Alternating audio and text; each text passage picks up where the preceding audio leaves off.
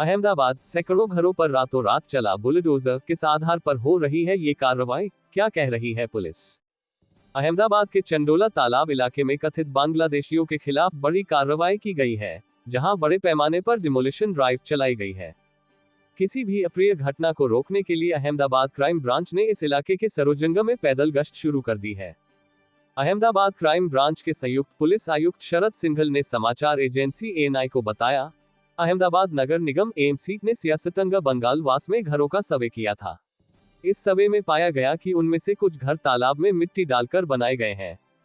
AMC ही यहां पर demolition drive चला रही है। इसके लिए कुल 50 जेसीबी और 2000 पुलिसकर्मियों को तैनात किया गया है। यहां ज्यादातर बांग्लादेशी ही आकर रहते थे। ये डिमोलिशन ड्राइव मध्य रात्रि में शुरू की गई थी। बीबीसी गुजराती की टीम देर रात घटनास्थल पर पहुंची। बीबीसी गुजराती संवाददाता रॉक्सी गागडे का छारा का कहना है कि चंडोला तालाब के आसपास के इलाके में मुसलमान रहते हैं। वे कहते हैं, आमतौर पर सरकारी दस्तावेजों के मुताबिक इस इलाके में ज्यादातर बांग्लादेशी लोग रहते हैं। ऐसे में इलाके में अफरा तफी मच गई। देर रात से ही यहां रहने वाले लोग अपने मकान खाली करने लगे। प्रशासन ने लोगों से कहा कि थोड़ी देर में मकान गिरा दिए जाएंगे। यहां से थोड़ी ही दूरी पर बुलडोजर खड़े हैं। रॉक्सी गागडे का छारा का कहना है कि इन लोगों ने देर रात ही अपना घर छोड़ना शुरू कर दिया था। बुलडोजर कार्रवाई रोकने की याचिका खारिज। इस इलाके में रहने वाले कुछ लोगों ने तोड़फोड़ की इस कार्रवाई को रोकने के लिए गुजरात हाईकोर्ट में याचिका दायर की।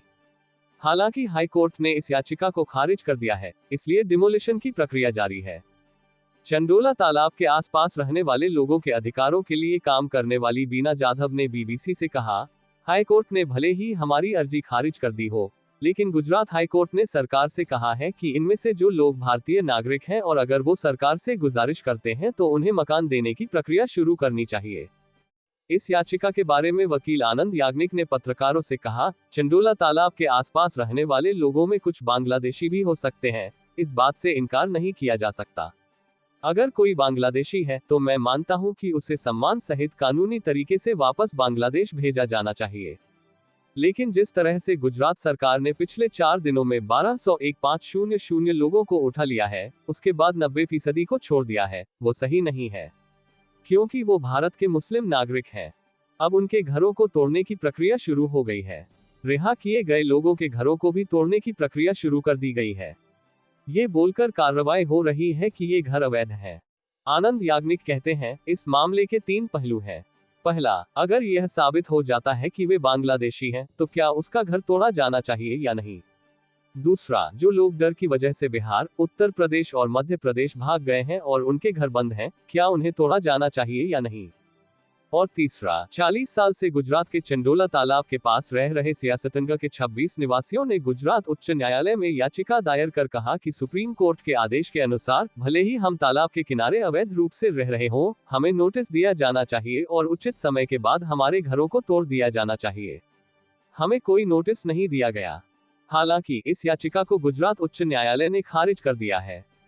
मुझे नहीं पता कि अब हम कहां जाएंगे। इस मामले को लेकर स्थानीय लोगों में काफी गुस्सा था।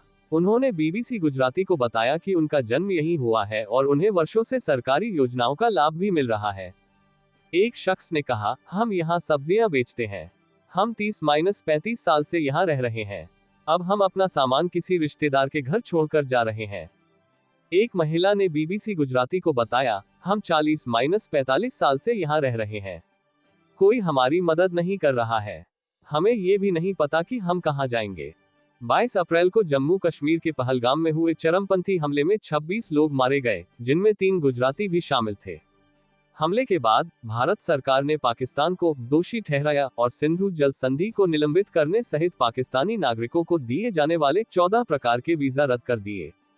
इस कार्रवाई के बाद शनिवार सुबह अहमदाबाद और सूरत में स्थानीय पुलिस ने कथित बांग्लादेशियों सहित 500 से अधिक लोगों को हिरासत में लिया, जिनके बारे में पुलिस ने दावा किया कि ये अवैध रूप से भारत में घुस आए थे। उल्लेखनीय है कि शुक्रवार को केंद्रीय गृह मंत्री अमित शाह और गृह सचिव ने सभी राज्यों को अपने राज्य में रह रहे पाकिस्तानी नागरिकों को वापस भेजने के लिए उचित कार्रवाई करने का निर्देश दिया था। इस निर्देश के बाद गुजरात पुलिस ने अवैध रूप से गुजरात में रह रहे बांग्लादेशियों और अन्य अवैध विदेशियों को भारी पुलिस बल की मौजूदगी में हिरासत में लिया था, जिनमें पुरुष और महिलाएं भी शामिल थीं। ये वीडियो सोशल मीडिया पर काफी वायरल हुआ।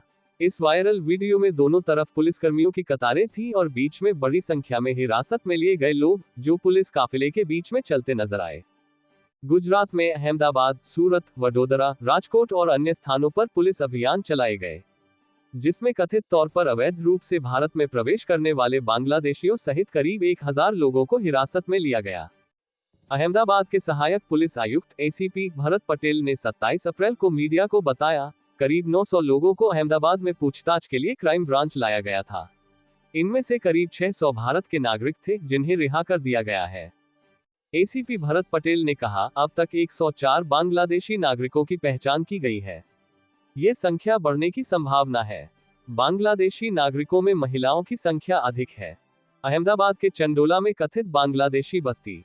अहमदाबाद में वर्तमान में बांग्लादेशी बताकर हिरासत में लिए गए कई लोग चंडोला तालाब के पास रहते थे। अहमदाबाद के दानिलिमा क्षेत्र में स्थित चंडोला तालाब लगभग 1200 हेक्टेयर क्षेत्र में फैली हुआ है। जब भी अहमदाबाद में अवैध रूप से रह रहे विदेशी नागरिकों, विशेषकर बांग्लादेशी नागरिकों के मुद्दे पर चर्चा होती है, तो दानिलिमा, शाह आलम, मणिनगर और इसनपुर के बीच स्थित चंडोला तालाब के आसपास की बस्तियों का नाम अवश्य ही चर्चा में आता है। पुलिस पहले भी वहां तलाशी अभियान चला चुकी है। पिछले वर्ष 24 अक्टूबर को गुजरात पुलिस ने एक अभियान में लगभग 48 लोगों को हिरासत में लिया और उन्हें बांग्लादेश भेजने की प्रक्रिया शुरू की। पुलिस ने उस समय दावा किया था कि ये सभी लोग फर्जी आधार कार्ड, राशन कार्ड आदि के आधार पर अहमदाबाद के चंडोला तालाब क्षेत्र में अवैध घरों में रह रहे थे। चंडोला क्षेत्र में कुछ स्वैच्छिक संगठन काम कर रहे हैं। चंडोला तालाब क्षेत्र के लोगों के साथ काम करने वाली और गुजरात की पर्सनैलिटी स्ट्रगल कमेटी की संस्थापक बीनाबेन जाधव ने पिछले साल बीबीसी गुजराती संवाददाता रॉक्सी गगडेकर से कहा था, पुलिस को जांच करनी चाहिए, बांग्लादेशी नागरिकों को ढूंढना चाहिए और उन्हें निर्वासित करना चाहिए, इसमें कोई संदेह नहीं है। लेकिन बांग्लादेशी होने के आरोप में उनके नाम पर किसी को भी गिरफ्तार करना सही नहीं है। उन्होंने कहा, चंडोला तालाब क्षेत्र में कई लोग रहते हैं जो वर्षों से बंगाल के विभिन्न गांवों से यहां आते रहे हैं।